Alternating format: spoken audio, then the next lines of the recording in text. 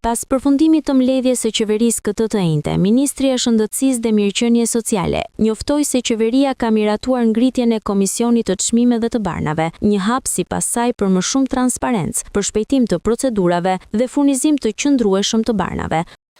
Me miratimin sot në Këshillin e Ministrave të ndryshimeve në vendimin numër 645 datë 1/10/2014 për ngritjen dhe mënyrën e funksionimit të Komisionit të Çmimit të Barnave, u hodh një hap shumë i rëndësishëm për të garantuar më shumë transparencë, stabilitet dhe siguri në tregun e barnave në Shqipëri.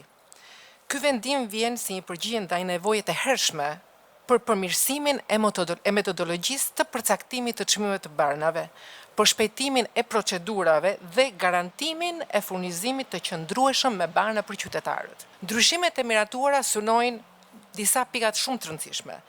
Garantimin së pari të disponibilitetit të barnave në treg, duke shmangur rrezikun për mungesa, veçanërisht për barnat që janë alternativa të vetme në listën e rimbursimit apo në përdorimin spitalor.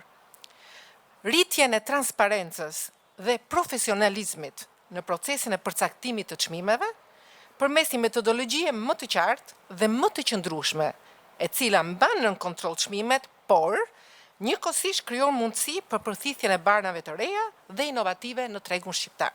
Në funksion të transparencës është parashikuar edhe një dispozitë e veçantë për vitin 2026, i cila jep Komisionit të Çmimit të Barnave mundësinë për të rivlerësuar çmimet brenda një afati të shpejtë me qëllim shmangjen e çdo rreziku për të rreqjen e barnave nga tregu. Mëtej Sala bëri me dije se prej 3 javësh koncesioni i sterilizimit i ka kaluar shtetit. Ministria deklaroi se po monitorohet në mënyrë të vazhdueshme. Koncesioni i ka kaluar shtetit, nuk është se do t'i kaloj shtetit. Ka 3 javë ose ka 3 javë që ka kaluar shtetit, u ngrit kapaciteti dhe po funksionon shumë mirë këto 3 javë, është bërë një punë shumë e madhe, që ndoqi të gjitha procedura legale për vlerësimin